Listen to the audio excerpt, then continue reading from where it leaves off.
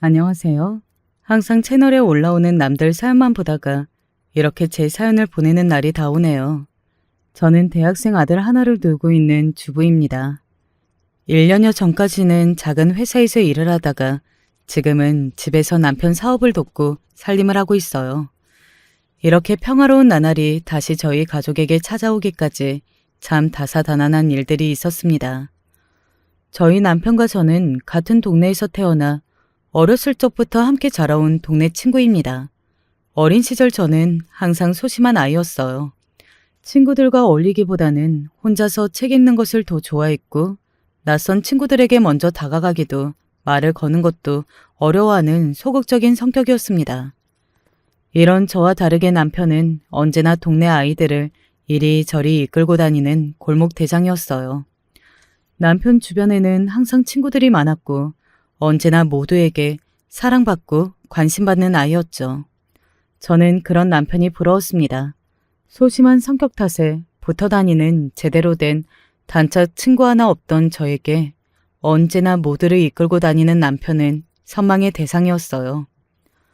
저희 부모님과 남편의 부모님은 모두 저와 남편처럼 어렸을 적부터 서로 오며 가며 얼굴을 보고 자란 동네 토박이들이었습니다.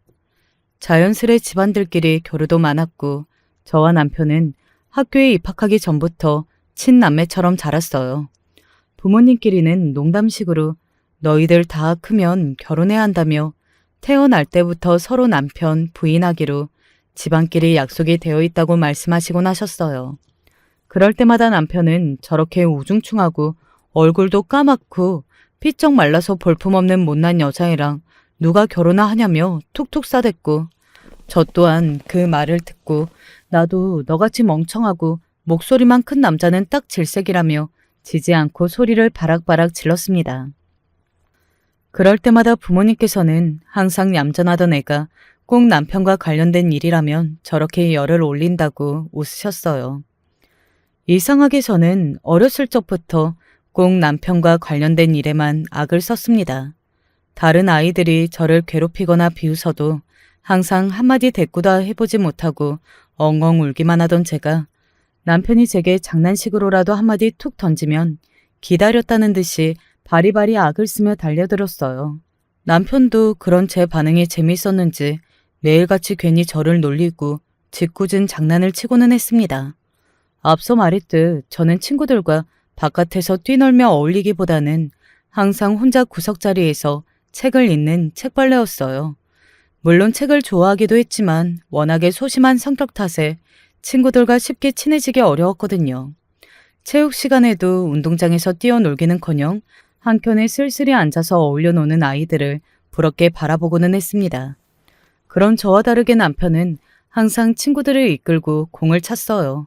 저를 놀리는 남편에게 너같이 멍청하고 목소리만 큰 남자애는 나도 질색이라고 마음에도 없는 소리를 하긴 했지만 전 내심 그런 남편이 좋았습니다. 공부는 싫어해도 어려움에 처한 친구를 보면 지나치지 않고 먼저 도울 줄 알고 언제나 주변 사람들을 살뜰히 잘 챙기는 아이였어요. 저와 남편은 만나면 으르렁대는 앙숙 사이였습니다. 저는 남편에게 공부도 못하면서 머리도 멍청하면서 남편은 저에게 너 같은 책벌레가 뭘 알겠냐. 너랑은 대화가 하나도 안 통한다. 그렇게 투닥투닥 대면서도 저희는 제법 잘 어울려 다녔습니다. 제 학창시절 유일하게 친구라고 부를 수 있을 만한 존재가 남편뿐이었어요. 남편은 저 말고도 주변에 친구들이 참 많았지만 언제나 혼자서 등하교하고 점심시간에도 혼자서 도시락을 까먹는 제가 신경이 쓰였는지 언제나 제게 먼저 말을 걸어주었습니다. 저도 까칠하게 굴기는 했지만 그런 남편의 배려가 고마웠어요. 부모님께서는 그렇게 서로 으르렁거리면서도 잘 붙어 다닌다며 천생연분 아니냐 저와 남편을 놀리곤 하셨습니다. 그럴 때마다 저는 절대 그런 거 아니다. 남편이 하도 놀아달라고 졸라대서 놀아주는 거다 라고 답했고 남편은 기가 차다는 듯한 반응이었습니다. 그렇게 투닥거리면서도 붙어 지내던 학창시절이 흘러 저와 남편은 둘 다 성인이 되었어요. 저는 학창시절 내내 좋은 성적을 받았고 대학을 진학하기를 원했습니다. 그러나 어머니께서는 제 대학 진학을 반대하셨어요. 저희 집이 그리 넉넉한 형편이 아니었고 어머니께서는 제가 대학에 가기보다는 일자리를 구해 경제적으로 도움이 되기를 바라셨습니다. 남자애도 아니고 여자애가 대학을 가서 뭐하니? 그냥 적당한 일자리 구해서 일하다가 빨리 시집이나 가면 그만이지. 여자애가 많이 배워봤자 아무 쓸데없다. 머리 좀 컸다고 똑똑한 척 굴면 남자가 부담스러워서 결혼도 못해. 저희 어머니께서는 아주 보수적인 집안에서 자라셔서 그런지 남자는 큰일, 바깥일하는 사람, 여자는 집에서 살림하며 그런 남자를 내조하는 사람이라는 인식이 강하게 박혀있는 분이셨습니다. 실제로도 아버지께서 집안일이나 부엌일에 전혀 손도 대지 못하게 하셨었고요. 어렸을 적부터 책을 읽거나 공부를 하는 저에게 읽고 쓰고 기본적인 것만 할 줄 알면 됐지 뭘 그렇게 더 배우려고 하냐. 그런 것보다 여자는 요리 잘하고 살림 잘하고 조신하게 가족들 뒷바라지 잘하면 그만이다. 소리를 달고 사셨습니다. 외할아버지께서 몹시 가부장적이신 분이셨기에 그런 집안에서 자라신 어머니가 그런 사고방식을 가지게 되신 것은 충분히 이해가 가는 바였지만 제게도 그런 사상을 강요하시다니 몹시 스트레스였어요. 그런 어머니와 다르게 아버지께서는 언제나 제 편이셨습니다. 여자는 이래야 한다, 저래야 한다. 제게 강요를 하시는 어머니께 아버지께서는 항상 그게 무슨 고리타분한 사고방식이냐. 우리 세대 때나 그랬지. 요즘 애들은 안 그런다. 여자도 남자랑 똑같이 많이 배워야 한다. 남자만 바깥일하고 여자는 집안일만 하라는 법 있냐. 우리 딸이 얼마나 머리도 좋고 능력도 좋은데 하고 싶은 공부도 못하고 남 뒷바라지만 하며 살아야 하냐. 내가 굶는 한이 있더라도 하나뿐인 딸 하고 싶은 거 다 하게 해줄 거다. 으름장을 놓으셨습니다. 아버지께서는 월급날이면 항상 제가 읽고 싶다고 했던 책을 한 권씩 사다 주셨어요. 그런 아버지께 어머니께서는 안 그래도 없는 형편에 무슨 그런 쓸데없는 소비를 하냐며 한숨을 푹푹 쉬셨지만 저에 대한 아버지의 애정이 듬뿍 묻어난 책들은 제 보물이 되어 지금도 저희 집 책장 한켠에 고이 모셔져 있습니다.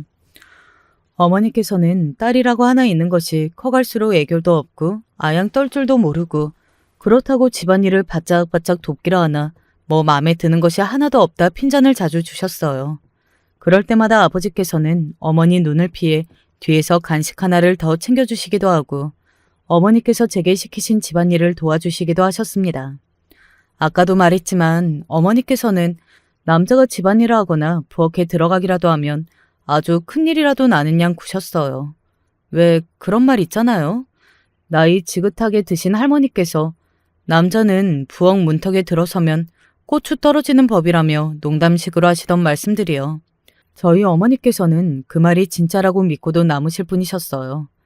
아버지께서 집안일을 돕겠다, 부엌일을 돕겠다 먼저 말씀하셔도 한사코 그런 아버지를 막으셨고 아버지께서 저를 도와주시는 모습을 어쩌다 발견하시면 호들갑을 떠시며 화를 내곤 하셨습니다. 그럴 때마다 아버지께서는 이것 좀 한다고 큰일 안 난다며 딸이 고생하는데 어떻게 아빠가 돼서 손을 놓고 있겠냐 제 편을 들어주셨어요. 보통의 딸들은 아무래도 아버지보다는 같은 성별인 어머니와 더 친밀해지고 유대감을 쌓기 마련인데 제 유년 시절과 학창 시절은 어머니와의 추억보다는 아버지와의 추억들로 가득합니다. 가부장적이고 지독하게 유교적이신 어머니 밑에서도 제 할 말 할 수 있는 어른으로 자라난 것은 모두 아버지 덕이었어요. 어머니께서는 끝까지 제 대학 진학을 반대하셨지만 결국 저는 아버지 지원에 힘입어 상경을 하게 되었습니다. 그렇게 기숙사에 들어갔고 공부를 하기 시작했어요. 그러면서 한편으로는 남편의 근황이 궁금하기도 했습니다. 어렸을 적부터 책을 달고 살았던 저와는 다르게 남편은 공부와 담을 쌓은 사람이었기에 대학에는 진학하지 않았다고 했어요. 하지만 고향 동네를 벗어나 더 큰 사람이 되겠다며 상경을 했다는 소식을 전해 들었습니다. 자세한 경위나 목적은 알지 못했지만 아무래도 같은 서울 땅을 밟고 있다고 생각하니 종종 생각이 나더라고요. 어디서 뭐하고 지내고 있을지 본인이 원하던 대로 정말 큰 사람이 되어가고 있을지 궁금한 마음이었습니다. 저를 믿고 먼 곳까지 대학을 보내주신 아버지를 위해 저는 정말 열심히 공부했어요. 장학금을 놓치지 않기 위해 밤새 코피 흘리며 노력했고 실제로도 매 학기 장학금을 받았습니다. 졸업하자마자 좋은 직장에 취업해 저를 믿어주신 아버지의 사랑에 보답하고 싶었어요. 그렇게 저는 3학년이 되었고 1학기 중간고사 날이 다가왔습니다. 그날 저는 전날 먹은 음식이 문제였던 것인지 크게 배탈이 났고 결국 2과목의 시험을 망쳐버렸어요. 평소와는 비교도 되지 않은 성적이었고 덕분에 장학금과 기숙사 선정에서도 모두 미끄러지며 다음 학기부터 갈 곳이 없어지게 되었습니다. 이미 제 학비이며 생활비며 차고 넘칠 정도로 도와주고 계신 부모님께 차마 또 도와달란 말을 꺼낼 수 없었고 기숙사 방을 빼야 하는 날이 다가올수록 앞날이 캄캄했어요. 매일같이 한숨을 달고 사니 동기 한 명이 그런 제가 이상해 보였는지 혹시 무슨 고민이 있냐고 물어왔습니다. 평소 같았으면 별일 없다고 적당히 넘겼을 텐데 그날따라 가슴이 너무 답답해서였는지 저도 모르게 마음속에 담아두었던 고민들을 쏟아냈어요. 당장 다음 학기부터 지낼 곳이 없어졌고 생활비도 문제라고요. 기숙사뿐만 아니라 매 학기 받던 장학금까지 사라져버렸으니까요. 제 고민을 가만히 듣고 있던 동기는 조심스럽게 이야기를 꺼냈습니다. 이거 너한테만 얘기해 주는 건데 짧은 시간 동안 큰 돈을 벌 수 있는 아르바이트가 있거든? 처음엔 좀 이상하게 들릴 수 있는데 진짜 이상한 일 아니야. 동기가 제게 알려준 일은 다름 아닌 유흥업소 아르바이트였습니다. 동기는 본인도 처음에는 무섭고 거부감이 심했었는데 막상 한번 나가보니 손님들도 모두 동네 삼촌들 같고 성희롱 같은 것도 일절 없고 앉아서 대화만 나누면 팁으로 용돈도 챙겨주시고 시급도 잘 받는다며 네가 하도 힘들어 보이니까 특별히 알려주는 거라 생색을 냈습니다. 물론 저도 처음에는 거부감이 들었던 것은 사실이지만 솔직히 여린 마음에 쉽게 돈을 벌 수 있다는 말에 솔깃하기는 했습니다. 게다가 친구 말대로라면 유흥업소라고 해서 그렇고 그런 일을 하는 것이 아니라 그저 자리에 앉아 아저씨 손님들 말동무만 해주면 돈을 벌 수 있다고 했으니까요. 당시 저는 당장 갈 곳이 없어 거리에 나앉기 직전이었고 생활비를 아끼기 위해 매 끼니를 라면으로 때우고 있던 설정이었습니다. 당장 급한 불만 끄고 그만두면 되니 속는 셈 치고 잠깐만 일해볼까 하는 생각이 들었어요. 그러나 아실 분들은 다 아시겠지만 사실 세상에 그렇게 쉽게 돈을 벌 수 있는 일이 어디에 있겠습니까? 물론 처음 일을 나가면 제가 이야기했던 대로 손님들이 젠틀하게 대화만 시도하고 스킨십이나 성희롱적인 언행을 삼가긴 하겠죠. 그럼 순진한 여대생들은 정말 이야기만 하면 이런 큰돈을 쉽게 벌 수 있구나 하고 그런 유흥업소 아르바이트에 대한 인식이 점점 바뀌게 될 것이고 그렇게 쉽게 돈을 버는 맛에 적응이 되어버린 어린 여자들에게 은근슬쩍 가벼운 터치나 2차를 제안하면서 술집 여자로 만드는 것입니다. 제게 그 유흥업소를 소개해 주었던 친구가 지금은 어떻게 지내고 있을진 모르겠지만 아마 정신 차리고 빠져나오지 못했다면 아마 술집 여자가 되어 밑바닥 인생을 살고 있겠죠. 어찌되었던 그때는 어린 마음에 잠깐 눈이 돌아 결국 그 동기를 따라 유흥업소에 찾아가게 되었습니다. 제가 생각했던 유흥업소는 몹시 화려한 외관에 누가 봐도 특이해 보이는 가게일 거라고 예상했는데 상상 속의 모습과는 다르게 그냥 평범한 룸 노래방처럼 보이더라고요. 물론 그런 룸 노래방 자체가 대부분 그런 목적을 가지고 만들어진 가게들이겠지만요. 그곳에서 마담이라는 젊은 여자와 인사를 나누었는데 여자는 처음엔 저처럼 다들 무섭고 거부감 가지고 오는 사람들이 많다. 몇 번 출근해서 일해보면 금방 적응하고 돈 많이 벌 수 있다. 첫 출근한 것만으로도 똑똑한 거다. 말도 안 되는 말들을 늘어놓았어요. 딱 순진한 20대 초반의 여자아이들을 살살 구슬려 먹기에 최적화된 이야기들이었죠. 그렇게 저도 모르게 이끌려 일할 것을 약속하고 옷을 갈아입으려 탈의실에 들어가는데 그곳에서 아주 익숙한 얼굴과 마주치게 되었습니다. 너 지금 여기서 뭐 하는 거야? 바로 남편이었어요. 남편은 웨이터 복장을 하고 하얀 명찰을 찬 채로 과일들을 나르고 있었습니다. 이런 곳에서 마주치리라고는 전혀 생각조차 못했던 사람이라 정말 머리가 하얗게 굳는 것 같았어요.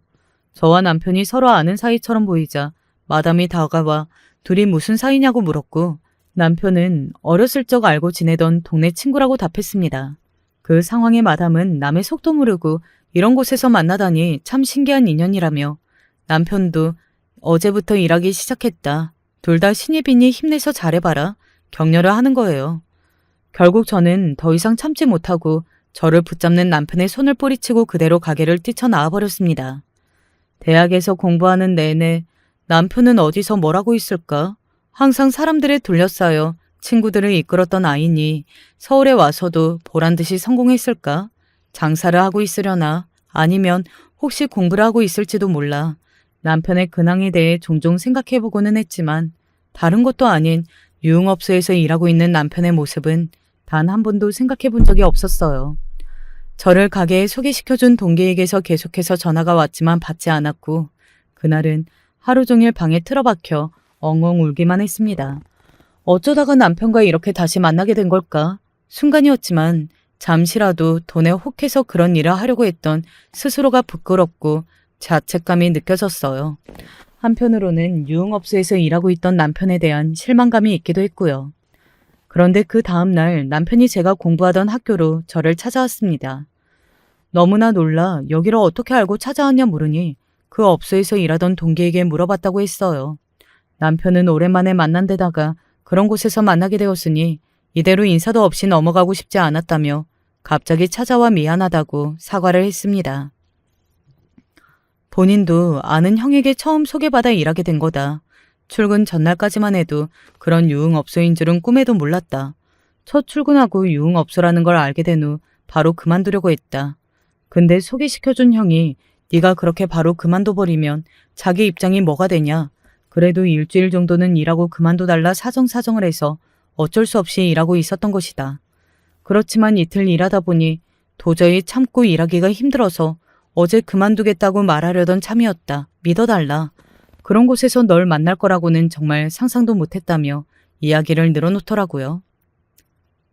그런데 너는 왜 그 가게에 있었던 거야?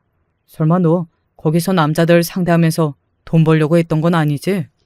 무슨 일 하는 가게인지는 알고 왔던 거야? 추궁하듯 물어오는 남편에게 저는 친구가 그런 터치며 성적인 희롱 일절 없고 그냥 손님들하고 대화만 하는 건전한 가게라고 했다. 당장 급전이 필요해서 나도 어쩔 수 없이 나갔던 거다 답했어요. 그런 제 답에 남편은 그런 말을 진짜로 믿었냐? 넌 애가 왜 그렇게 순진하냐? 급하게 돈이 필요하면 고향에 계신 부모님께 연락을 드리면 되지 않냐? 부모님께서도 네가 그런 가게에서 일하려 했던 걸 아시면 가슴이 찢어지실 거다 타박을 했고 저 또한 알고 있는 사실이었기에 쉽사리 답을 할 수 없었습니다. 남편은 그런 제게 도움이 필요하다면 내게 말해라. 이렇게 만난 것도 인연인데 내가 도울 수 있는 선에서 돕겠다 말했고 결국 저는 남편의 도움으로 학교 근처에 값싼 하숙집을 구해 들어갈 수 있게 되었습니다. 그 하숙집은 남편이 상경한 이후로 쭉 살고 있던 곳이었고 하숙집 주인 네 분들은 몹시 다정하시고 친절하신 분들이었어요. 그곳에서 지내면서 저는 마음 편하게 공부에만 집중할 수 있었고 덕분에 좋은 성적으로 대학교를 문제없이 졸업하게 되었습니다. 남편은 상경한 후로 여기저기 다니며 안 해본 일이 없다고 했어요. 그중에서 적성에 가장 잘 맞았던 일은 방문 판매원이었는데 아무래도 방문 판매 자체가 남자보다는 여자들이 더 많이 하는 일이고 대부분의 사람들이 낯선 남자를 집안에 들이는 것 자체에 거부감이 있다 보니 아무리 적성에 맞아도 금방 그만둘 수밖에 없었다고 하더라고요. 그러면서 남편은 본인은 다른 사람을 상대하는 일이 즐겁고 장사를 해보고 싶다고 말했어요. 본인의 가게를 내고 싶어서 여러 가지 일들을 닥치는 대로 하면서 돈을 모으는 중이라고요. 남편은 어렸을 적부터 항상 사람들을 이끄는 힘이 있었으니 장사를 하면 잘하겠다 싶었습니다. 그렇게 몇 년간 붙어 지내며 저와 남편은 자연스레 사이가 가까워졌어요. 결국 연인 사이가 되었고 저는 대학교를 졸업한 후 바로 취업을 하게 되었습니다. 대학에 다니는 내내 열심히 노력하기도 했지만 운이 좋았어요. 타이밍이 잘 맞게 제가 원하던 회사에 원하던 직렬의 자리가 비게 되었고 제 조건이 나쁘지 않았거든요. 남편은 제 취업 소식에 마치 본인 일처럼 몹시 기뻐해 주었고 얼마 지나지 않아 남편도 본인의 가게를 열게 되었습니다. 남편이 연 가게는 작은 과일 가게였어요. 이왕 여는 김에 조금 더 멋있고 제대로 된 가게를 열지 왜 하필이면 소박하게 과일 가게냐 묻자 남편은 조부모님께서 과수원을 하셨다고 하더군요. 그렇게 남편의 과일 가게는 문을 열었고 가게는 거짓말처럼 장사가 잘 되기 시작했습니다. 남편은 처음 만나는 손님들에게도 싹싹하게 인사도 잘 걸고 동네 아주머니들께 능청스럽게 말을 붙이기도 했어요. 물론 접객 태도가 좋기도 했지만 남편의 과일 가게에서 내다 파는 과일들은 질도 좋았습니다. 남편이 새벽부터 직접 공판장에 나가 하나하나 선별해 골라오는 것들이었어요. 남편의 가게는 입소문이 퍼졌는지 매일같이 손님들로 붐볐고 일부러 옆 동네에서 찾아오는 손님들이 있을 정도로 장사가 잘 되었어요. 남편도 저도 각자의 자리에서 점점 자리를 잡아가고 있었고 자연스레 결혼 이야기가 오가게 되었습니다. 남편과 결혼하겠다며 부모님을 찾아가자 아버지께서는 너희 어릴 적부터 그렇게 투닥투닥거리더니 이렇게 이어질 운명일 줄 알았다며 세상이 어쩜 이렇게 좁냐 서울까지 가서 딱 마주쳐서 인연이 이어지게 되다니 신기하셨어요. 시부모님께서도 마찬가지셨고요. 그렇게 저와 남편은 정식으로 부부가 되었고 결혼 후에도 남편 가게는 날이 갈수록 번성하기 시작했습니다. 남편은 과일뿐만 아니라 야채까지 취급하면서 가게 규모를 늘렸어요. 주변 대형 마트보다 물건 질이 좋고 싸다는 소문이 퍼져서 다들 줄을 서서 사갔죠. 남편은 직원들을 모두 남편 또래의 젊은 남자들로 뽑았는데 다들 열정이 넘치는 사람들이었고 매일 새벽부터 발로 뛰며 과일을 나르고 장사를 했어요. 매출이 점점 오르자 가게 확장 공사를 하기도 했고 분점을 내기도 했습니다. 어느 정도 규모가 커지면서 공판장에서 물건을 떼오는 대신 직접 과수원, 농장과 계약을 맺어 유통을 하기 시작했어요. 남편은 가게를 직원들에게 맡겨두고 전국 이곳저곳을 돌아다니며 질 좋은 농상품들을 찾아다녔고 저도 직장을 그만두고 가게 일을 돕기 시작했습니다. 그렇게 모든 일이 술술 풀려가는 와중 저희 부부에게 아들이 찾아왔어요. 어렸을 적부터 그 흔한 잔병치레 하나 없이 튼튼하게 자라준 저희 아들은 남편을 꼭 닮은 성격이었습니다. 어렸을 적부터 완전히 사고뭉치였거든요. 어린 시절 남편이 동네 꼬마들을 이끌고 대장 노릇하던 것을 그대로 빼닮아 아들도 하루가 다르게 밖에서 뛰어놀다 잔상처를 만들어 달고 왔어요. 남편은 그런 아들을 보며 애들은 원래 다치면서 크는 거라며 너무 신경 쓰지 말라고 했지만 저는 아들이 상처를 만들어 올 때마다 속상하더라고요. 물론 아이가 용감하고 씩씩하게 커주면 너무 고맙고 좋은 일이지만 저희 아들은 정도가 조금 심했습니다. 아들은 제자리에 앉아서 집중하는 일을 10분조차 제대로 하지 못했어요. 학교 선생님께서도 아이가 집중을 너무 못한다. 또래에 비해 이해력도 조금 부족한 것 같다 말씀하시며 혹시 ADHD나 자폐 검사를 받아보셨냐고 조심스레 물어오셨습니다. 그 물음에 솔직히 처음에는 기분이 너무 나빴어요. 물론 저희 아들이 조금 산만하고 집중력이 부족한 편이기는 하지만 그런 정신적 장애가 있는 정도라고는 생각해 본 적이 없었거든요. 선생님께서 괜히 작은 증상을 가지고 멀쩡한 저희 아들을 문제 있는 아이 취급하는 게 아닌가 싶었죠. 그러나 남편은 저와 생각이 달랐어요. 남편은 선생님께서 부모가 이런 반응일 것을 뻔히 알고 계셨을 거다.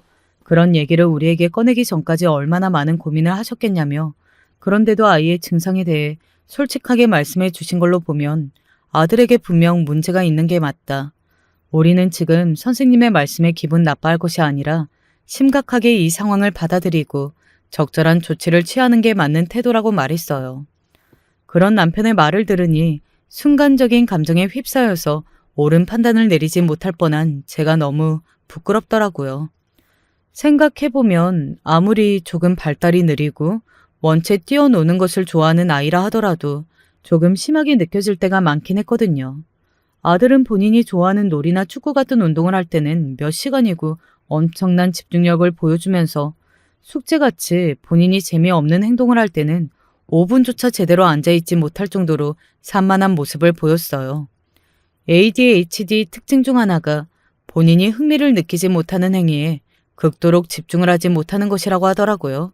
게다가 학교에서도 사소한 일로 친구들과 자주 다투고는 했어요. 아들은 항상 자기가 뭐든 다 도맡아 하려고 하며 대장 노릇을 자처했고 그런 과정에서 친구들하고도 자주 싸움을 일으켰어요. 이 또한 ADHD 증상 중 하나라 하더라고요. 그렇게 아들을 데리고 정신발달센터에 가서 검사를 맡게 되었습니다. 혹시나 하는 마음으로 결과지를 받아들었지만 역시나 검사 결과는 아동 ADHD였어요. 그래도 비교적 일찍 증상을 발견하고 어린 나이에 치료를 받으러 왔기에 증상이 금방 호전될 가능성이 높다고 하더라고요. 그런 결과지를 받아드니 내가 그동안 너무 장사에만 신경 쓰느라 정작 가장 중요한 내 자식은 제대로 돌보지 못했구나 하는 죄책감이 들었습니다. 그런 제게 센터 직원께서는 아이들의 ADHD는 타고난 기질의 문제이지 부모의 양육에 달린 문제가 아니라며 죄책감을 가질 필요 없다 말씀해 주셨어요. 그렇지만 저는 제가 부족한 부모였다는 생각을 지울 수 없었고 그날 이후로 장사는 남편에게 온전히 맡기고 집에서 아이를 돌보기 시작했습니다. 물론 ADHD라고 해도 특별하게 일상생활에 큰 문제가 있을 정도로 몸이 아프거나 정신적으로 아픈 것은 아니었어요. 그렇지만 아주 사소한 것들이라도 조금이라도 더 신경 쓰면 아이가 더 빠르게 증상이 호전되지 않을까 하는 생각이었습니다. 그렇게 아들이 초등학교를 다니는 내내 아들을 따라다니며 아이를 보살폈고 그런 제 정성이 통한 것인지 아들이 중학교에 입학할 즈음부터는 ADHD 증상이 거의 사라지게 되었어요.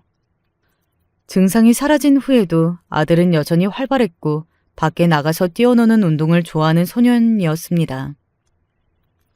아들은 축구 선수가 되는 것이 꿈이라고 했어요. 유소년 축구단의 입단 시험을 보러 가기도 했었죠. 물론 결과는 좋지 않았습니다. 정말 대단한 아이들이 많더라고요. 유치원 때부터 체계적인 훈련을 받아온 아이들도 많았고요. 아들은 세상 떠나갈 듯이 엉엉 울었습니다. 태어나 처음 맛보는 실패가 많이 썼던 모양이었어요. 얼마 지나지 않아 아이는 축구 선수 대신 체육 선생님이 되기로 결심했습니다. 뭐가 되었든 아프지 않고 건강하게만 자라준다면 더 바랄 것이 없었어요. 남편 사업은 날이 갈수록 잘 되고 있었습니다.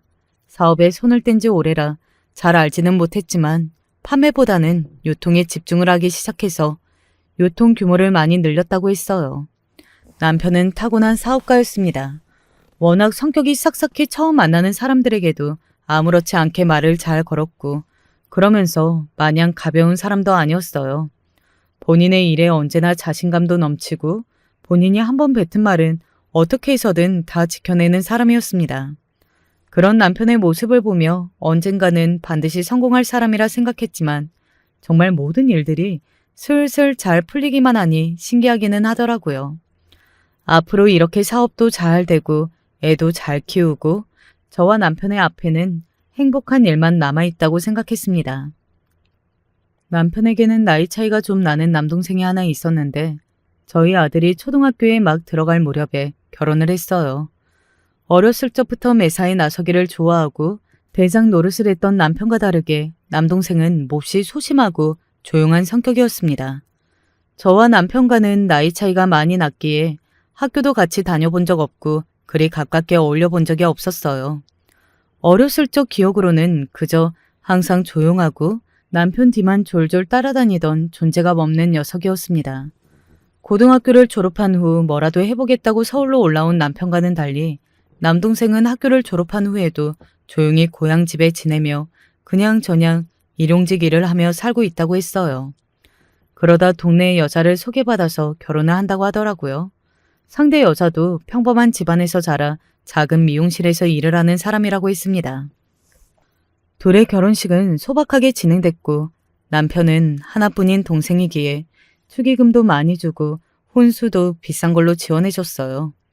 물론 남동생에게 그 정도 해주는 것은 어려운 일도 아니었지만 솔직히 말해서 저는 처음부터 동서를 별로 좋아하지 않았습니다.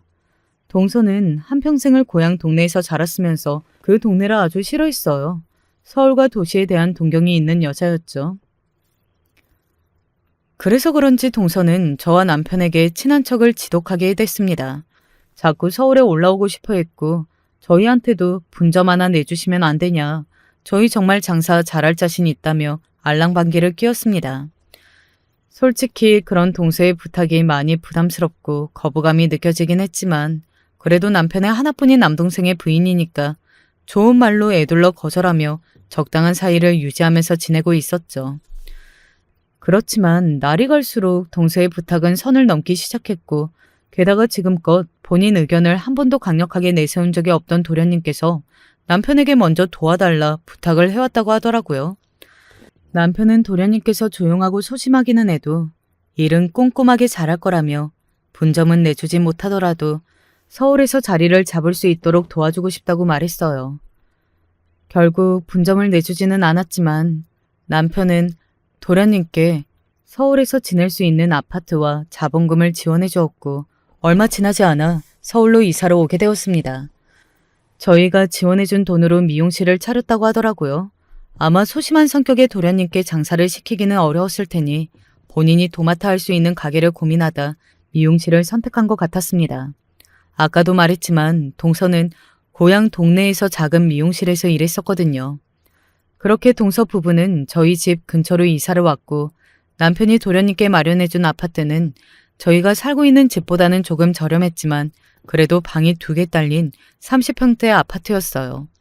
아마 도련님이 일용직으로 일해서 벌던 돈으로는 평생 꿈도 꾸지 못할 가격이었죠. 저는 그것만 해도 충분한 지원을 해주었다고 생각했지만 동서는 본인들이 사는 아파트가 저희가 사는 아파트보다 조금 못한 것 같다는 기분을 지울 수 없었던 모양이에요. 자꾸만 제게 아파트에 대해 툴툴댔으니까요. 아주버님께서는 이왕 도와주실 거 같은 아파트로 구해주시지 왜 더 저렴하고 격 떨어지는 아파트를 주신 건지 모르겠다. 사업하시는 분이 통이 크셔야지 너무한 거 아니냐. 입술을 삐죽대는데 마음 같아서는 그 입술을 한 대 콱 쳐버리고 싶더라고요. 동서는 서울에 올라온 후부터 미묘하게 저를 따라하기 시작했습니다. 제가 어디에 놀러 갔다 왔다 이야기하면 꼭 똑같은 곳을 따라가고 제가 아들이나 남편에게 어떤 물건을 사다 주면 꼭 똑같은 걸 사더라고요. 제가 일부러 그러는 거냐 물어보니 동서는 몹시 기분 나빠하며 제가 따라쟁이로 보이냐. 그냥 제가 사려고 했던 것, 가려고 했던 곳을 형님께서 먼저 가신 것뿐이라며 성질을 냈어요. 솔직히 저도 기분은 좀 안 좋았지만 애써 동서가 서울 사이에 익숙하지 않으니 그냥 제가 하는 걸 보고 좋아 보여서 따라하나 보다 정도로 이해하려 했습니다. 동서는 남의 흉을 습관처럼 봤어요. 동서 미용실은 장사가 썩 잘 되는 것 같지는 않았지만 어찌됐든 자주 찾아주시는 단골 아주머니들 덕분에 생계를 유지할 정도는 되는 것 같았습니다.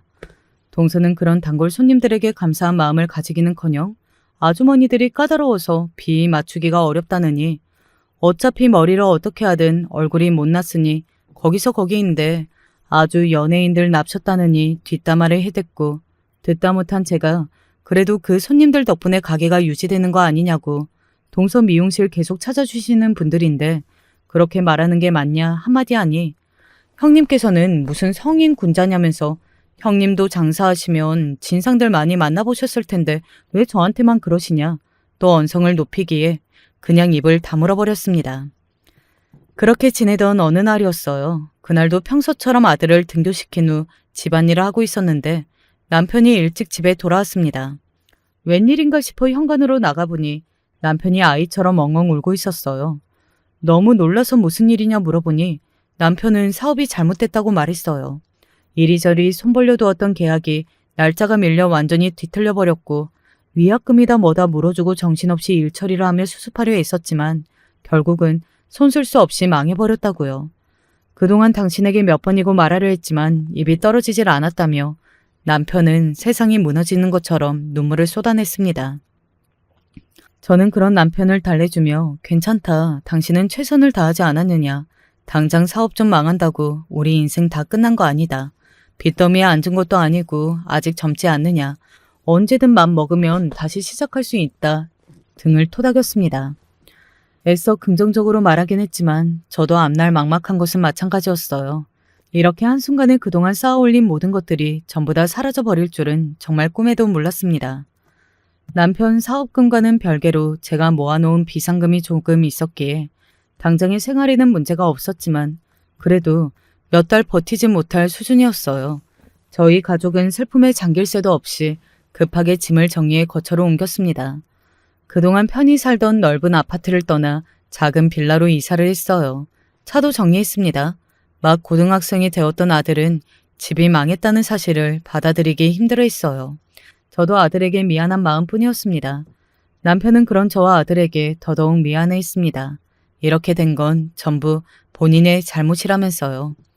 저는 그렇게 생각할 필요 없다 남편을 달래주었습니다. 그동안 우리가 편하게 먹고 살았던 건 전부 다 당신 덕분이었지 않느냐. 우리는 당신 원망하지 않는다. 우리 같이 힘내보자. 저희 가족은 그렇게 서로를 다독였습니다.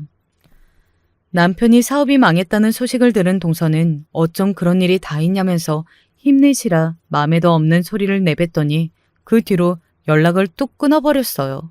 하루가 멀다 하고 연락하고 찾아오며 친한 척하던 과거와는 완전히 180도 달라진 태도에 기가 찼습니다. 물론 동서가 그동안 저에게 친한 척 굴었던 것은 전부 돈 때문이라는 사실은 어느 정도 짐작하고 있었지만 대놓고 당하니 기분이 참 별로더라고요. 기분은 나빴지만 저도 동서와 연락하지 않고 지낸다 해서 아쉬울 것은 하나 없었습니다. 지금 당장은 상황이 조금 어려워지기는 했지만 노력하다 보면 반드시 다시 일어설 수 있을 것이라고 생각했어요. 남편은 부하 직원 몇 명과 함께 다시 처음부터 사업을 시작해 볼 거라고 했습니다.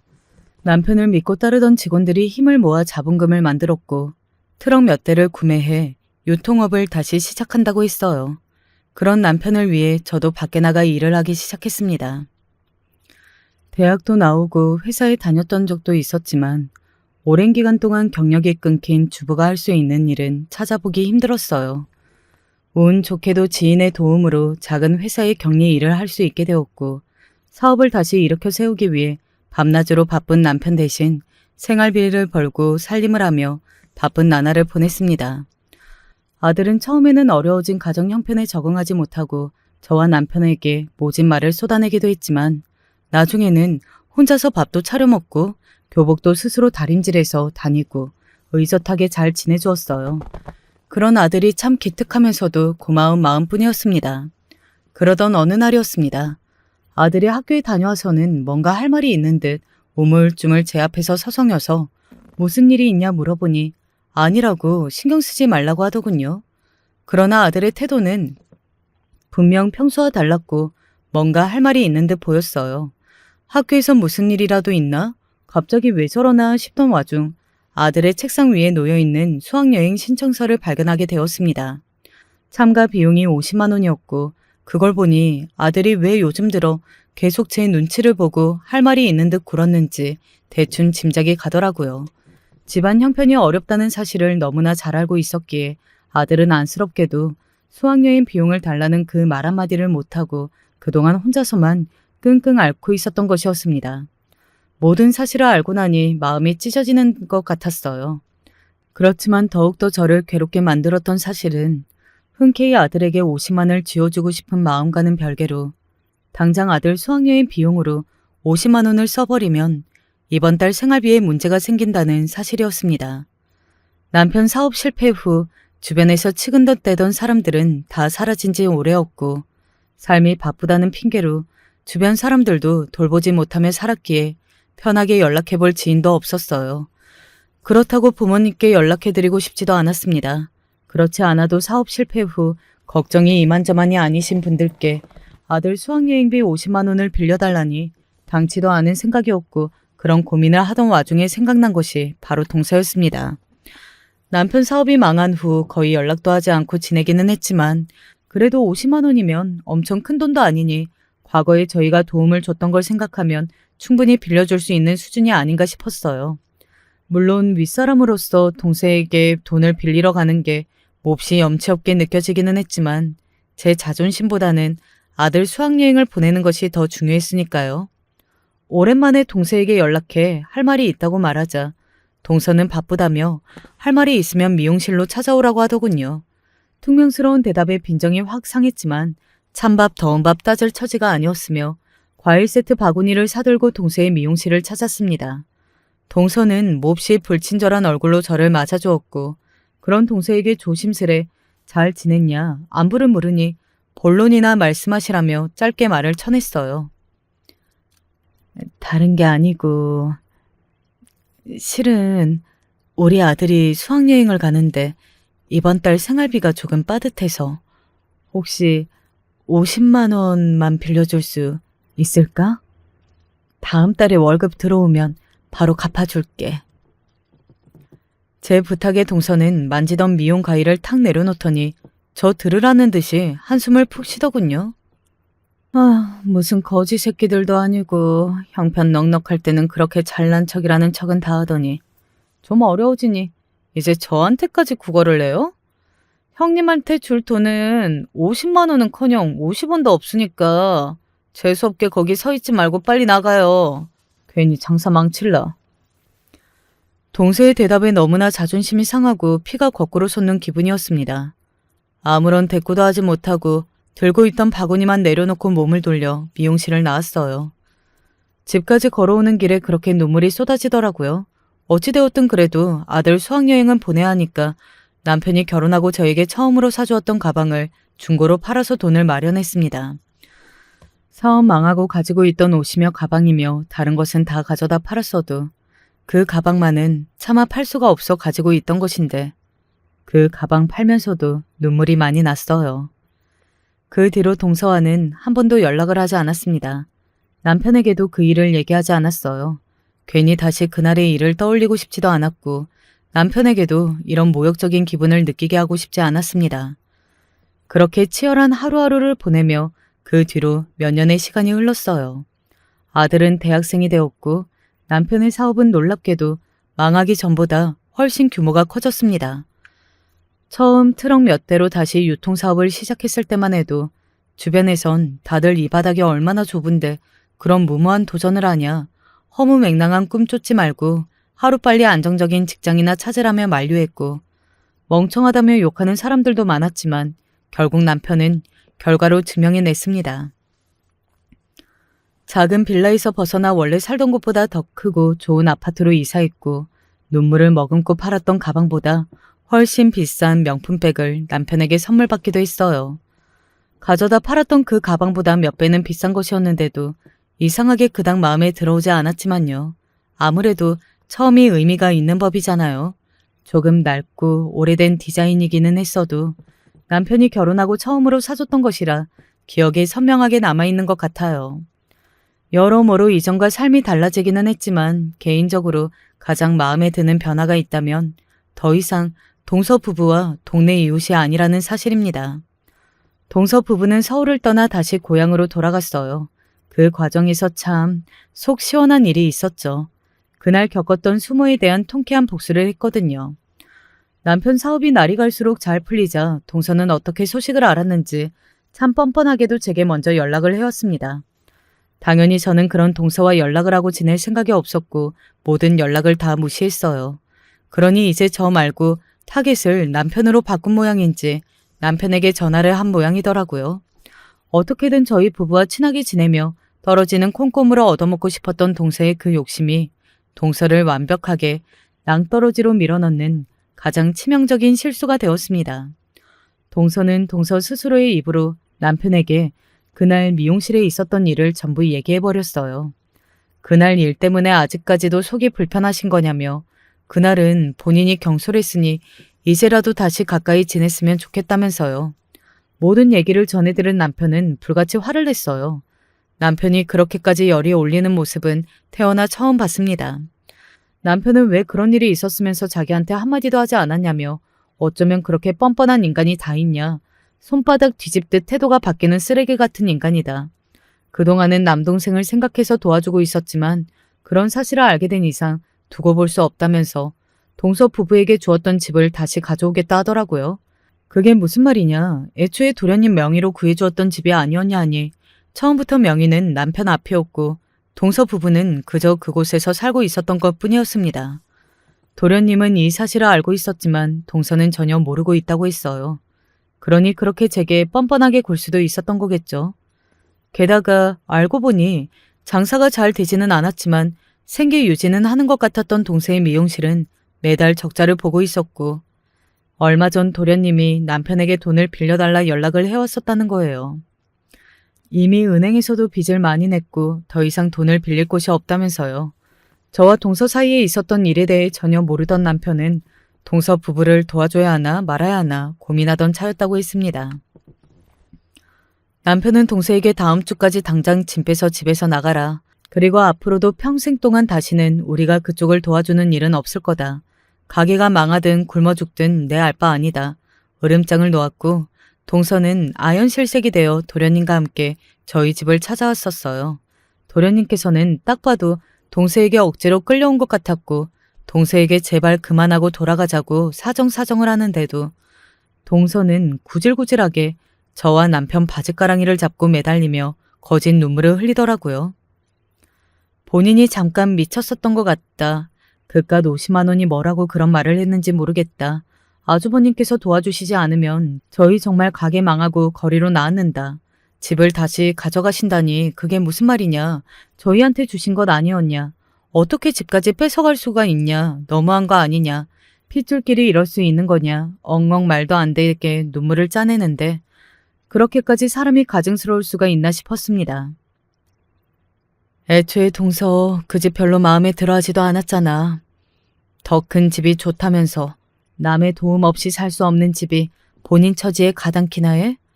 되지도 않는 허영 그만 떨고 조용히 고향으로 돌아가서 분수에 맞는 일 하면서 살아. 거지처럼 핏줄한테까지 구걸하지 말고. 그동안 애써 그날의 일을 잊으려고 애써왔지만 가슴 한켠에 맺혀있던 서름과 모욕이 전부 씻겨나가는 기분이었어요. 그렇게 애걸복걸하는 동서와 도련님을 쫓아내고 나니 마음이 불편하기는커녕 속이 시원하더라고요. 그렇게 동서는 본인 욕심에 유지하던 미용실을 접고 빚더미와 함께 다시 고향으로 돌아갔습니다. 본인은 이런 시골에 어울리지 않는 여자다. 더 큰 물에 놀 사람이다.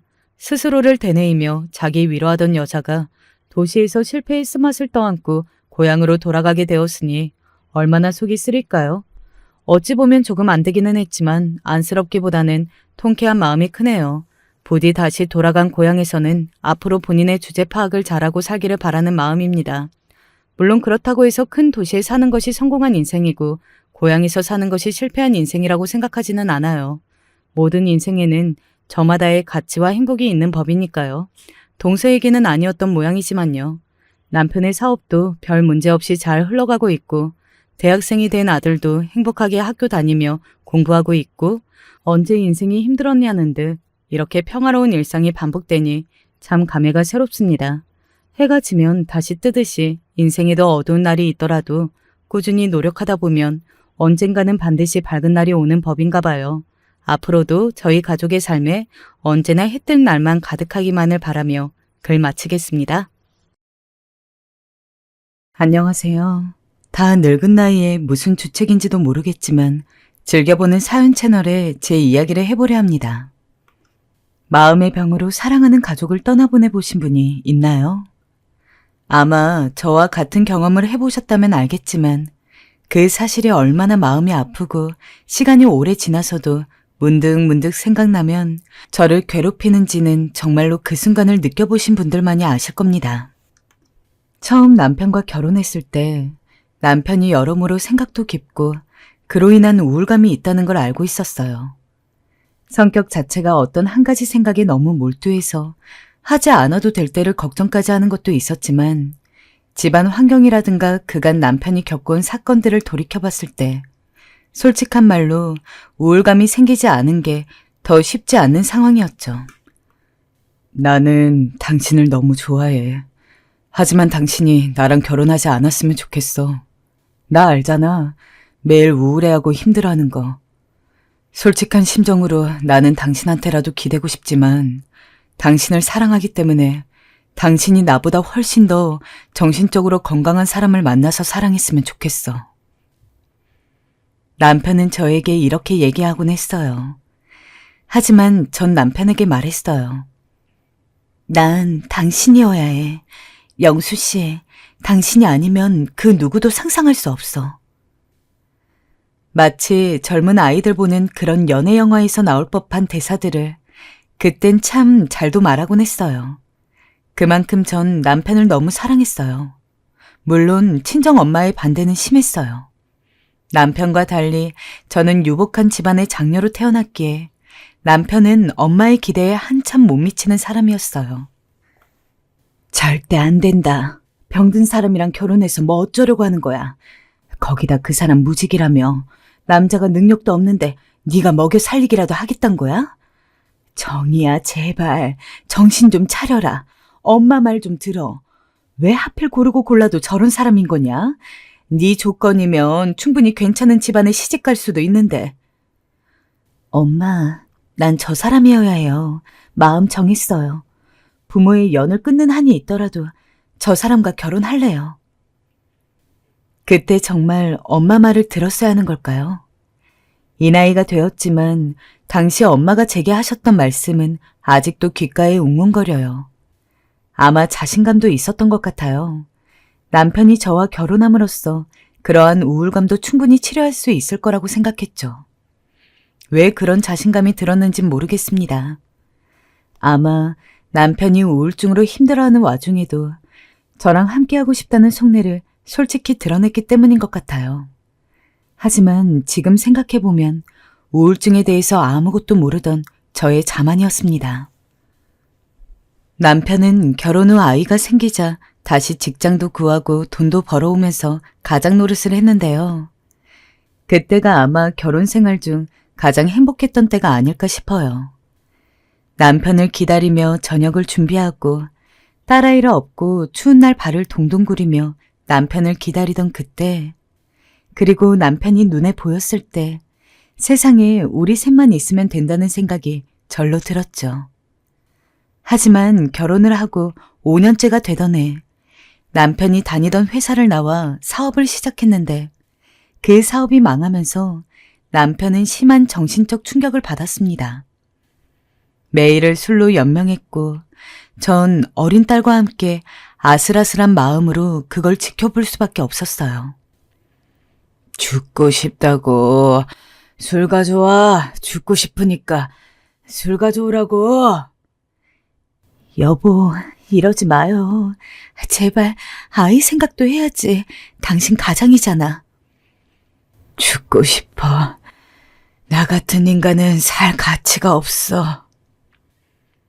우울증이 도져 매일같이 죽고 싶다고 이야기하는 남편에게 괜찮아 여보, 내가 옆에 있잖아요. 라는 하나도 도움이 안 되는 말밖에 할 수 없었고 심지어 저는 그런 말이 남편에게 정말로 큰 의미로 다가올 거라고 생각했습니다. 사랑하는 아내인 저와 결혼했는데 설마 극단적인 선택을 하겠냐는 저의 교만과 무지였죠. 허물어질지 모를 위태로운 나날들이 지속되고 있었는데도 오로지 저만 그걸 몰랐습니다.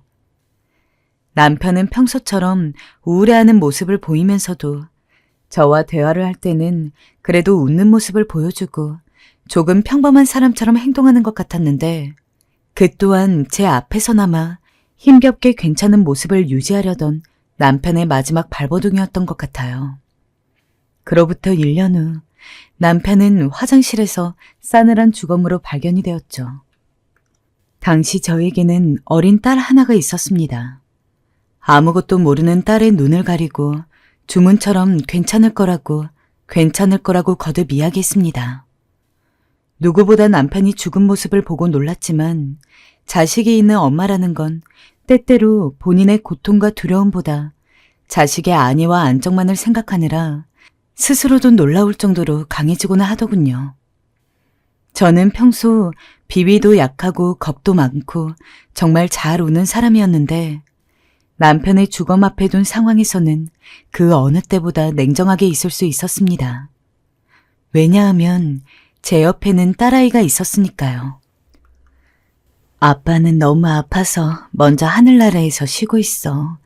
나중에, 아주 나중에 오랜 시간이 지나고 나면 아빠를 보러 가는 거야. 딸아이는 죽음을 이해하기에도 너무 어렸습니다. 하지만 남편의 영정사진을 보고 오열하는 사람들을 보곤 죽음이란 것이 뭔지는 몰라도 어떠한 부정적인 기운을 느꼈는지 평소 남자아이처럼 활발하고 장난기가 많아 치마라고는 죽어도 안 입던 딸은 상복을 입고 자기 치맛자락을 쥐고는 가만히 앉아 있었습니다. 남편의 영정사진을 힐끗힐끗 보면서 말이죠. 내가 그니까 뭐랬어. 시집가지 말라 했잖아. 안 된다 했잖아. 엄마는 절 붙잡고 그리도 많이 우셨습니다. 허나 전 당시 울림이 없었어요. 남편의 죽음이 현실로 느껴지지도 않았고 앞으로 살 길이 막막할 뿐이었어요. 미니 엄마 괜찮아? 왜 이리 말랐어? 오늘 한 끼도 못 먹은 것 같냈고. 아니에요. 괜찮아요.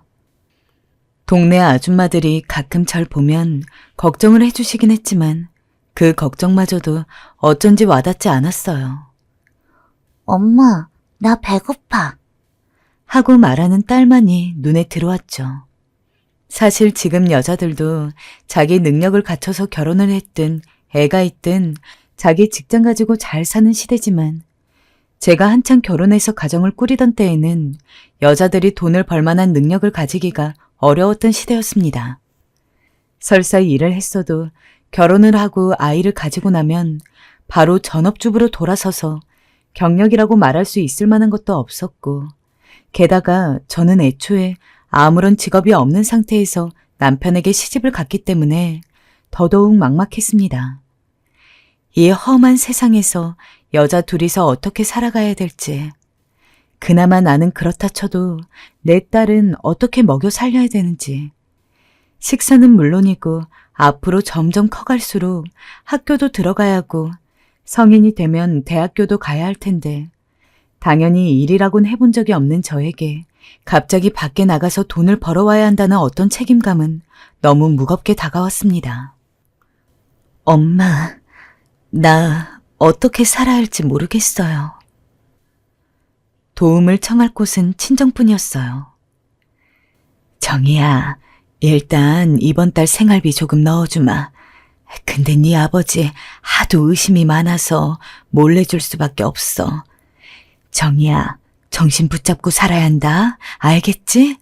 남편 같다고 너까지 혹여나 나쁜 생각하면 안 된다. 포기하면 안 돼. 엄마, 알겠어요. 아마 당시 엄마의 도움이 아니었다면 당장 잘 곳도 없었을 거예요. 허나 그것도 아빠에게 들켜버린 후 지원이 끊기고 말았습니다. 아버진 이미 연을 끊고 나간 절 단단히 미워하고 계셨습니다.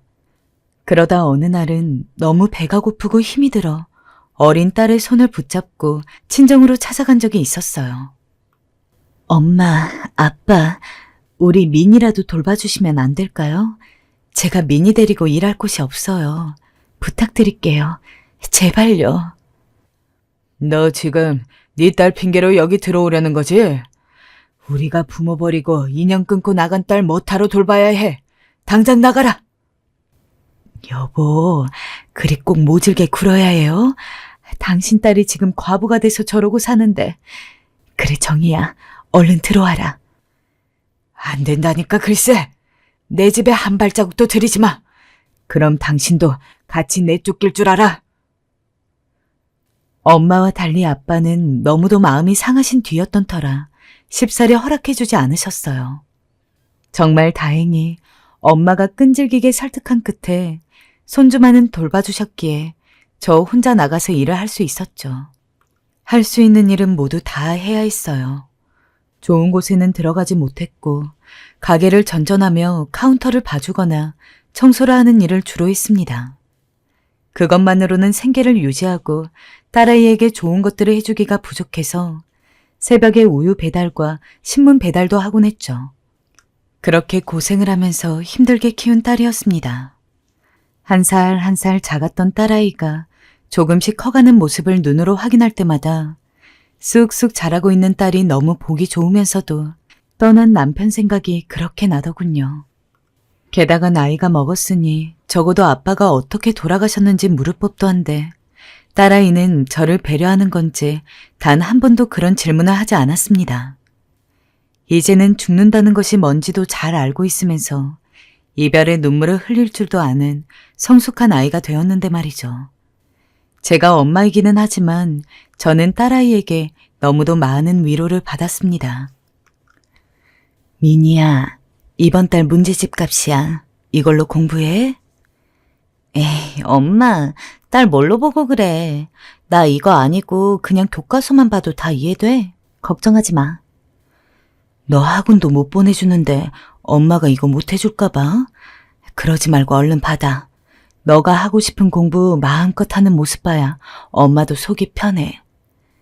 아이고, 걱정이 태산이시네요. 엄마, 필요하면 내가 말할게. 지금은 정말로 괜찮아. 이 돈 아껴뒀다가 우리 맛있는 거 사 먹자. 늘 엄마를 위하고 배려하는 제 딸.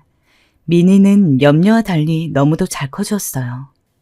반장 선거에 나가서도 반장이 되어서 오는 그늘 많은 환경에서 자랐지만 그늘 없이 보이는 너무나도 밝은 딸이었어요.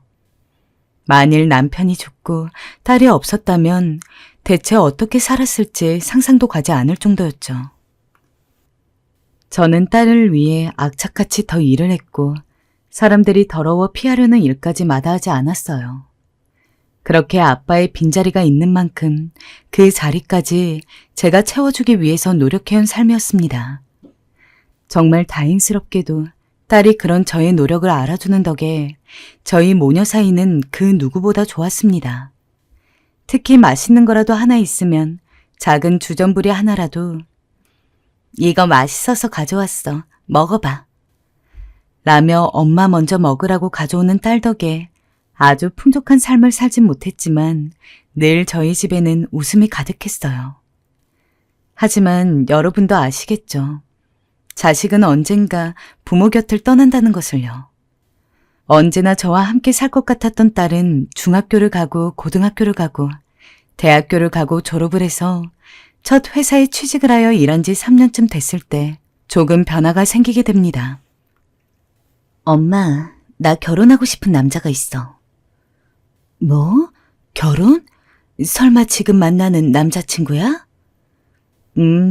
오빠랑 결혼하려 해. 엄마 정식으로 소개시켜주고 싶은데 언제 시간 괜찮아? 엄마, 왜 대답이 없어? 아, 그래.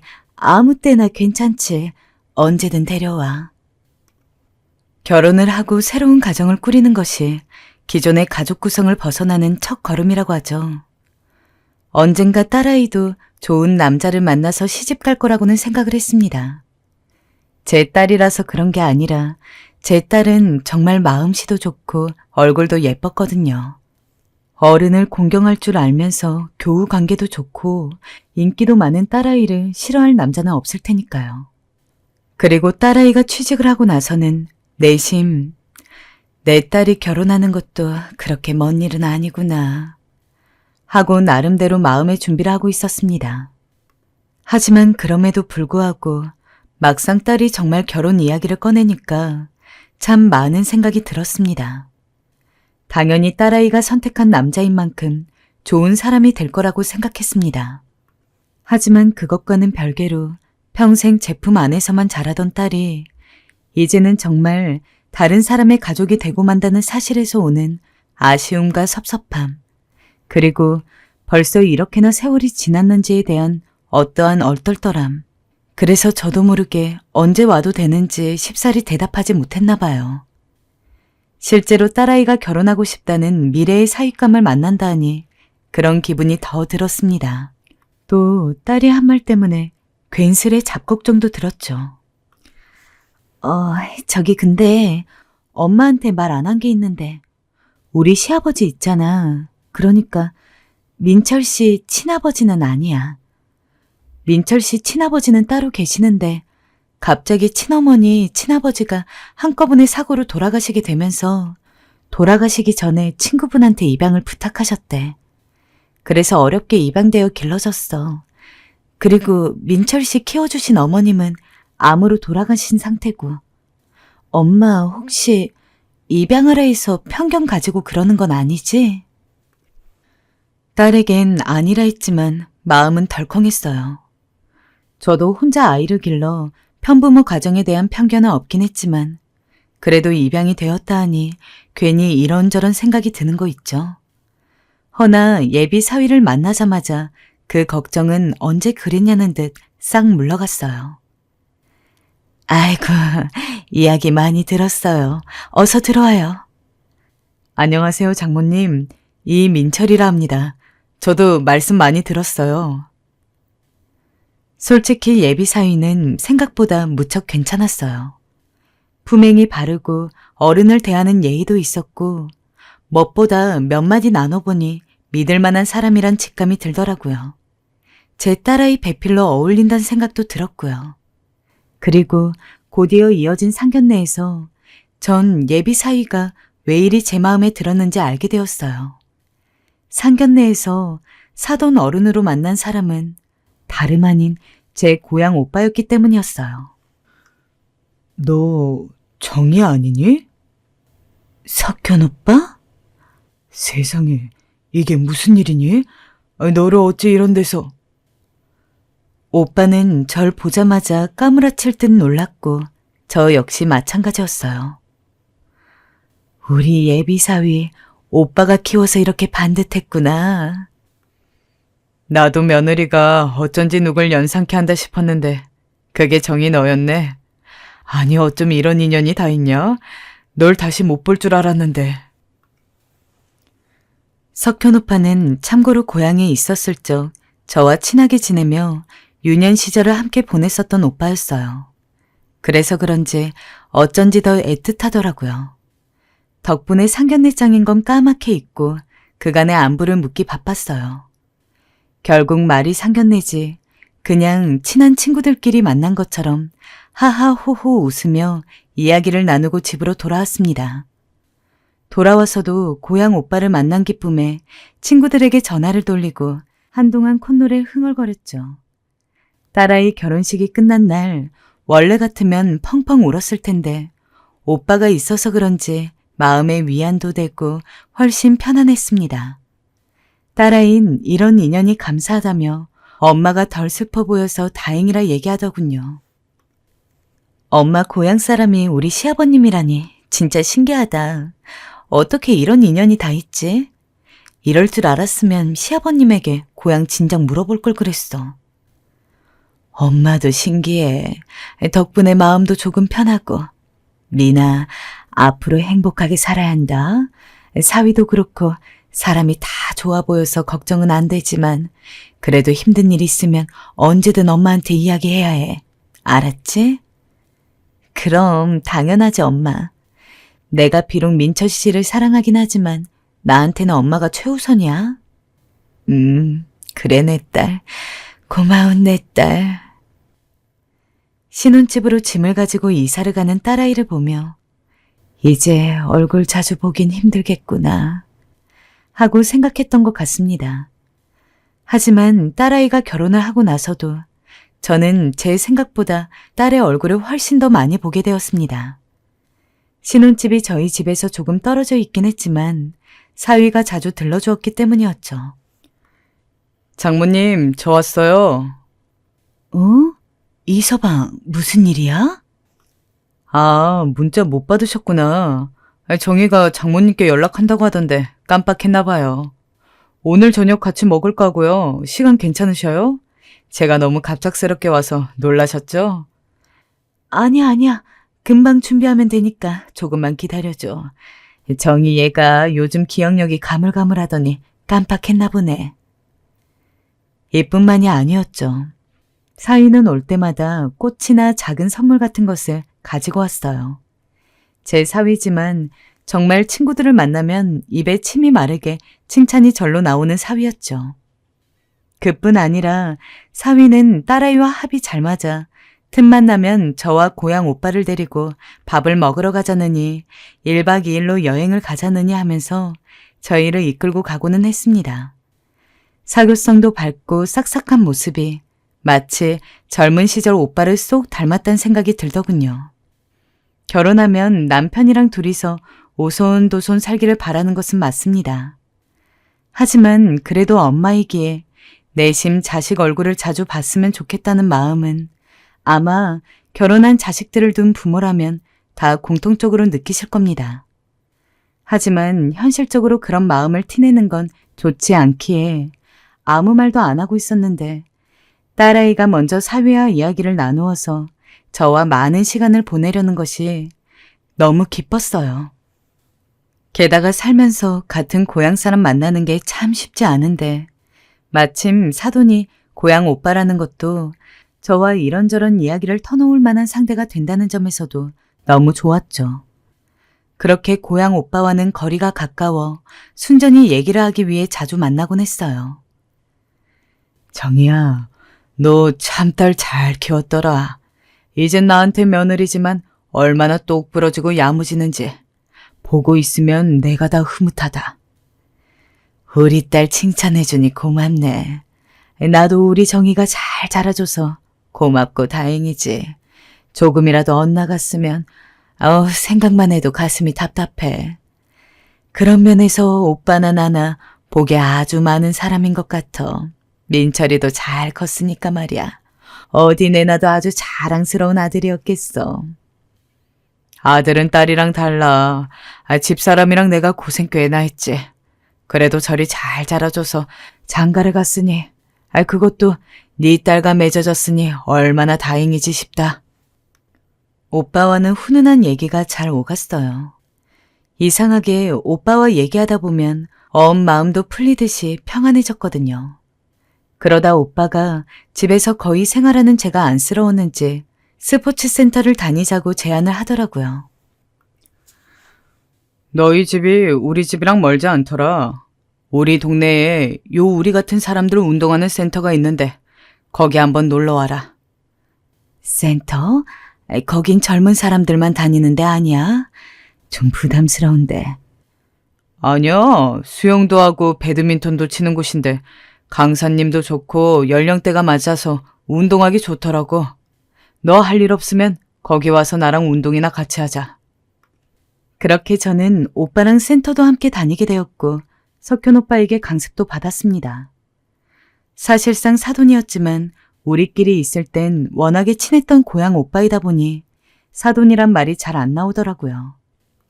친하게 지내면 지낼수록 사이가 허물없이 가까워졌고 오빠와 있다 보면 고향 생각도 옛 시절의 저도 떠올라 좋았습니다. 정희야, 너 그거 기억나냐? 예전에 시냇물에서 우리 돌 줍고 댕기던 거. 나 너한테 돌 주워주겠다고 얼음장 같은 개울물에 손 담갔다가 동상 걸릴 뻔했잖아. 그래서 나 우리 아버지한테 무지 혼나고 그랬는데. 오빠가 그랬어? 별일이 다 있네. 내가 너 주려고 그런 일까지 했다니까? 너 기억 안 나냐 정말? 근데 너는 다른 남자한테 가버리고 말이야. 그건 어쩔 수가 없었죠. 나도 고집이 만만치 않았으니까. 세상에 사돈과 이런 대화를 나눌 수 있는 사이가 어디에 있을까요? 거기다 고향에서 만난 남편을 석현 오빠도 알고 있었기 때문에 남편에 대한 얘기도 조금씩 편안하게 나눌 수 있었죠. 그때까진 어느 누구에게도 남편 얘기를 하지 않았지만 왠지 숨구멍이 조금 트인 기분이 들었습니다. 그러던 중 오빠가 고향에 내려가자고 하더군요. 고향을? 너 안 간지 오래됐지? 그지. 엄마 장례식 이후로는 안 갔으니 한참 됐지. 그럼 이참에 가서 꽃 구경도 하고 오고 그러자. 우리 마을 이맘때쯤 진짜 이뻤잖냐? 오빠의 꽃 구경 제안은 참으로 달큰했습니다. 꽃 구경해본 지가 언제였는지 참으로 가물가물했는데 고향에 펼쳐질 아름다운 풍경을 생각하니 마음이 부풀어 오르더군요. 고향 마을 이곳저곳을 가보며 저는 마치 어린 시절로 돌아간 듯한 느낌이 들었습니다. 그 느낌이 좋아 집으로 돌아와서도 얼마나 고향 생각이 났는지 딸에게 푼수처럼 고향 여행에 대한 이야기를 내내 늘어놓았어요. 엄마가 일이 좋아하는 모습 처음 본다. 우리 시아버님이랑 진짜 사이가 좋은가 보네.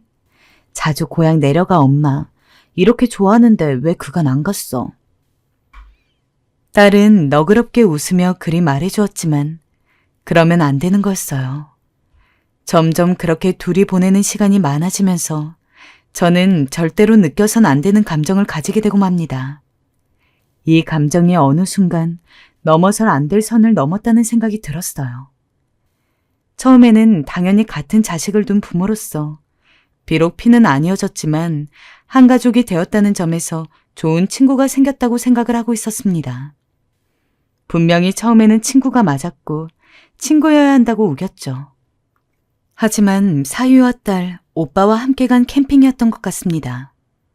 오빠는 평소 산을 타는 걸 좋아해서 캠핑에도 관심이 많았다고 하는데 어쩌다 보니 직접 가볼 만한 기회가 없었던 찰나에 사위가 제안을 했어요. 장모님, 캠핑 한번 가는 것도 나쁘지 않을 것 같아요. 요새는 산에서 안전하게 캠핑할 수 있도록 프로그램이 잘 되어 있는 곳도 많아서 그런데 잘 고르면 재밌을 텐데. 어떠세요? 보통 넷이서 바다를 간다거나 이곳저곳 돌아다니면서 여행을 하곤 했는데 산이라니 그것도 재밌을 것 같았어요. 그때쯤 제 마음은 지금 제가 생각하면 좀 들떠 있었던 것 같아요. 아무래도 오빠와 같이 하다 보니 좋았던 것 같죠. 그래서 주말과 평일 하루를 겹쳐서 2박 3일 동안 캠핑을 떠나게 되었죠. 고기도 구워 먹고 산도 돌아다니다가 점점 밤이 깊어졌습니다. 이제 부부끼리 오붓한 시간 보내라며 딸과 사위는 둘이 놀라고 냅두고 저희는 작은 테이블에 앉아서 술 한 잔씩을 하고 있었습니다.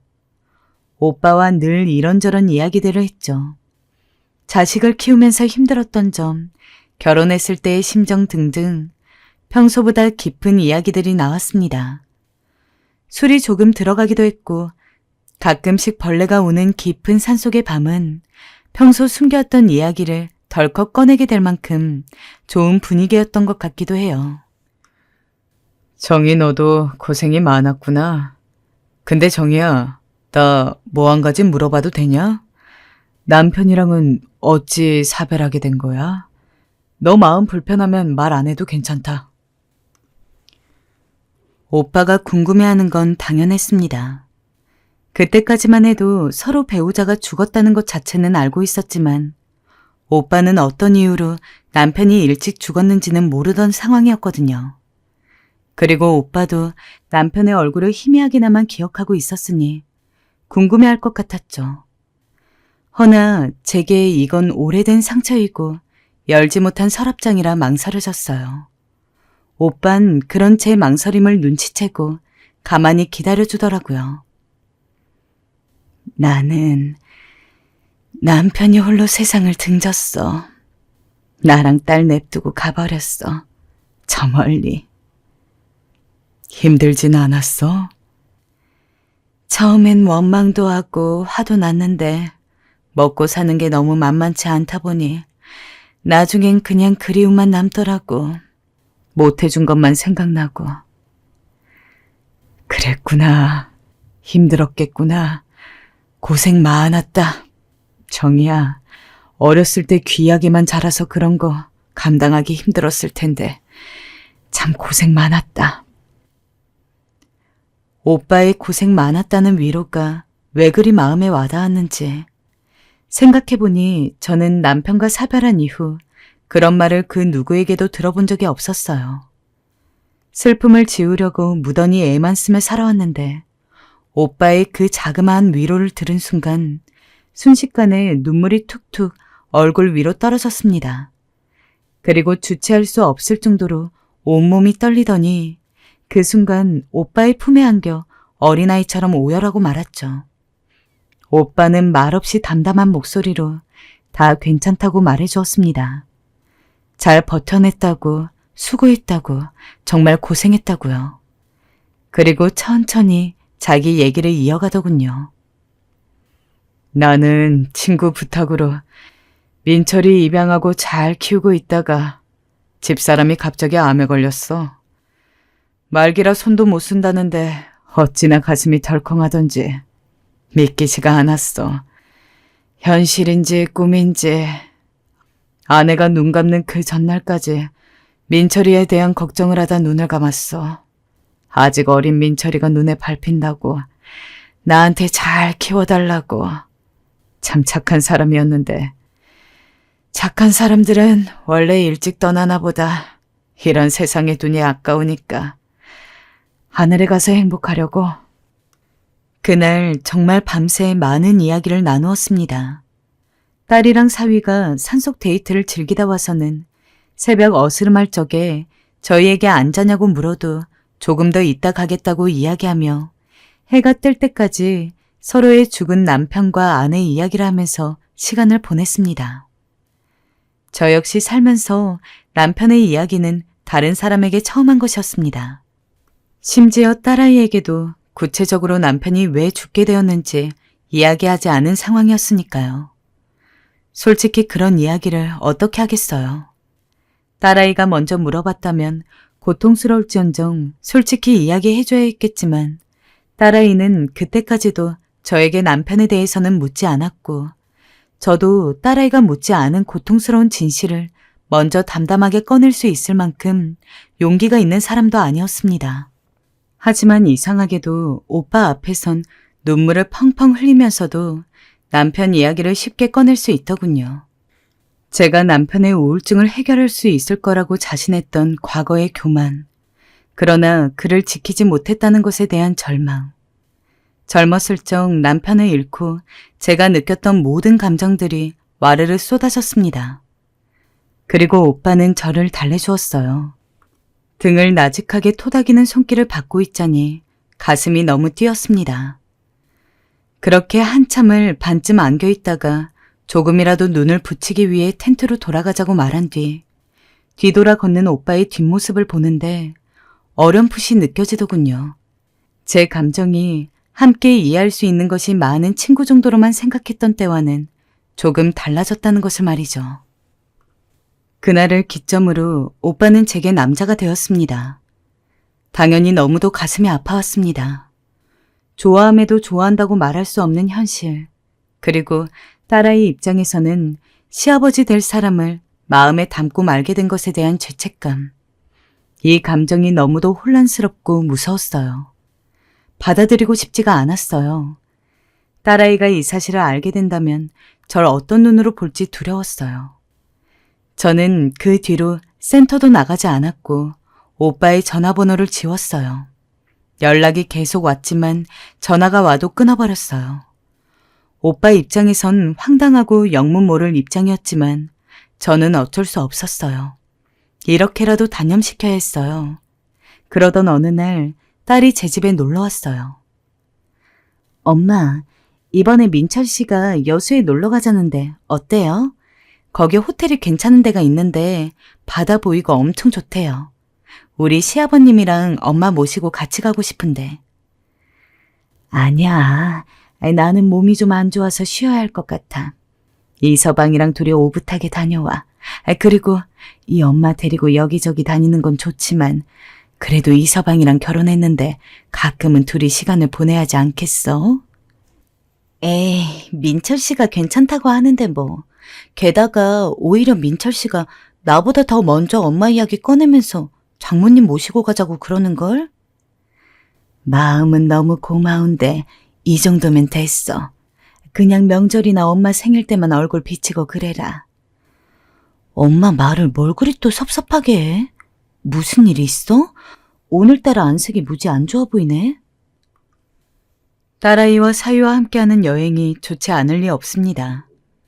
하지만 딸아이와 사위와 함께 여행을 간다는 것은 필연적으로 오빠를 봐야 한다는 이야기였는데 도저히 이 마음을 가지고서 그를 볼 낯이 없었습니다.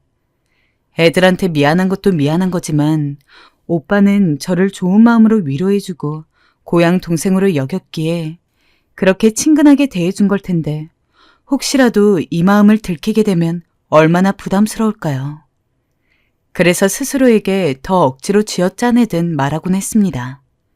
그만두어야 한다고요.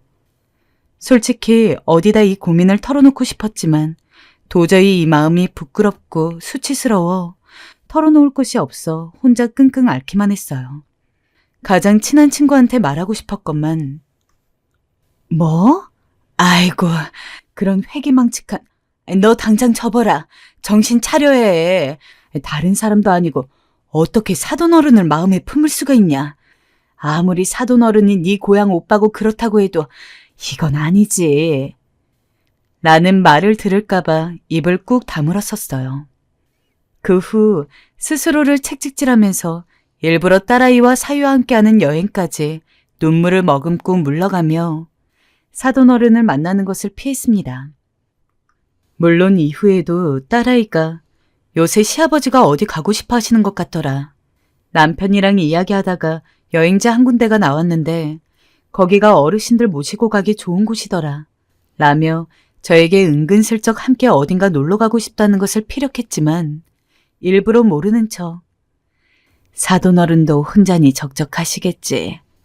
그러면 사돈어른만 모시고 셋이 어디 다녀와라. 라며 그 여행에서 저를 뺐습니다. 당연히 저라고 마음이 좋지 않았습니다. 넷이 함께 가는 여행이 인생의 유일한 낙이나 다름없던 저였는데 어느 순간 갑자기 집에만 있게 되니까 마음이 너무 우울해지더라고요. 일부러 우울감에 빠지지 않기 위해 산책도 다니고 친구도 만들어 보려고 밖으로 나가고 했는데도 소용이 없었습니다.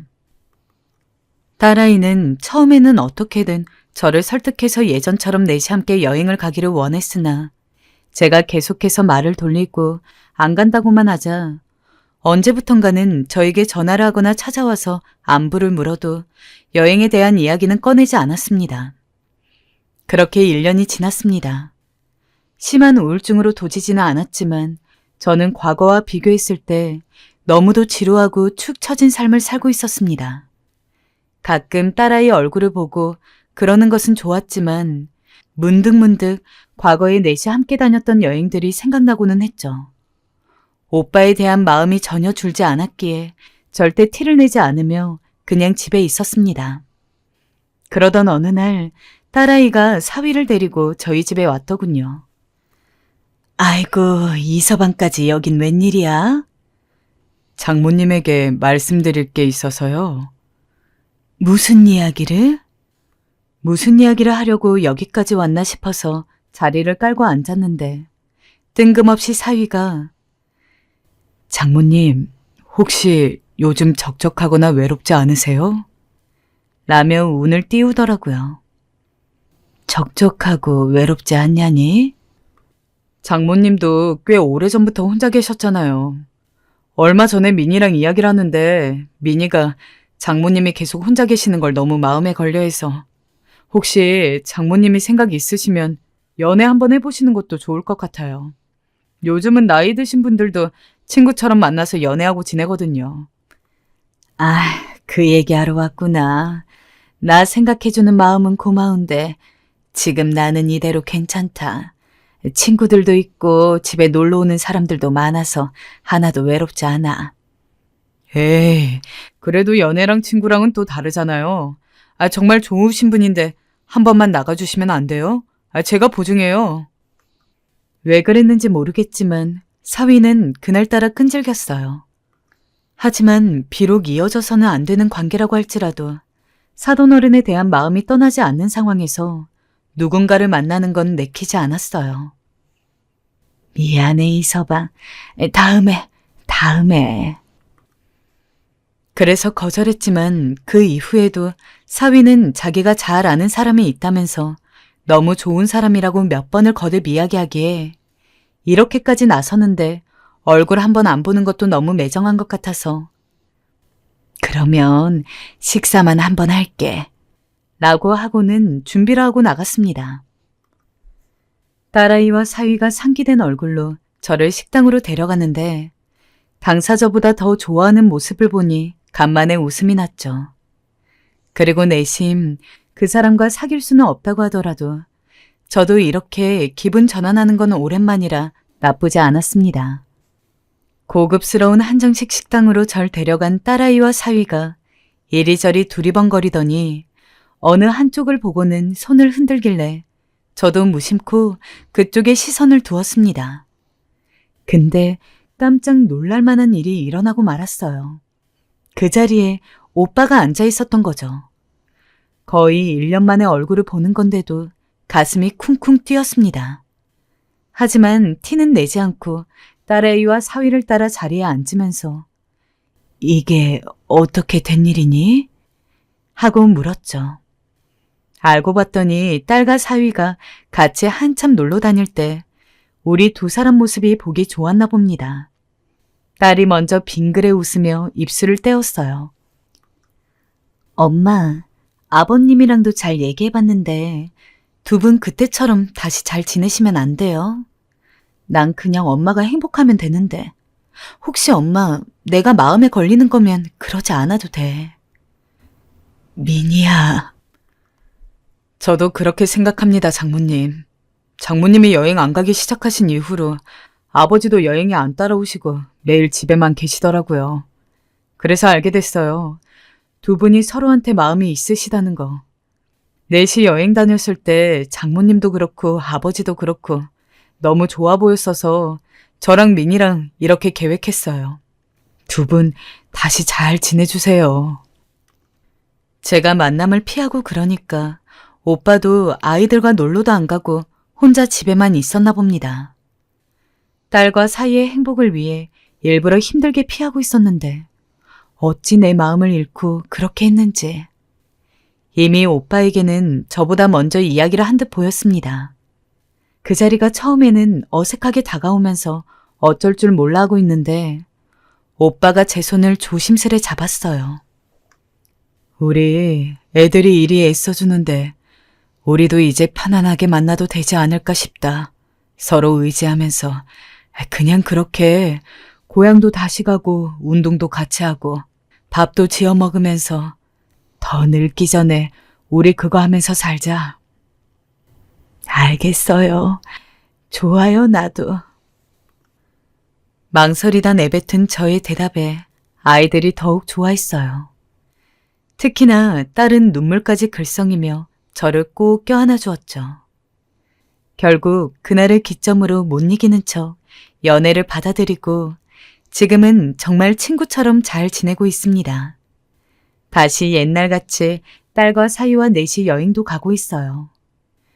요새는 허리가 아파 멀리는 못 가지만 그래도 달에 한두 번씩은 집 근처에서 호텔이라도 잡아서 시간을 보내고 있습니다. 딸과 우리 사위 덕분에 평생 얻지 못할 거라고 생각했던 행복을 찾은 기분이에요. 앞으로도 지금처럼 즐겁게 잘 살아야겠습니다. 우리 딸, 사위, 그리고 나의 오빠 모두 사랑합니다.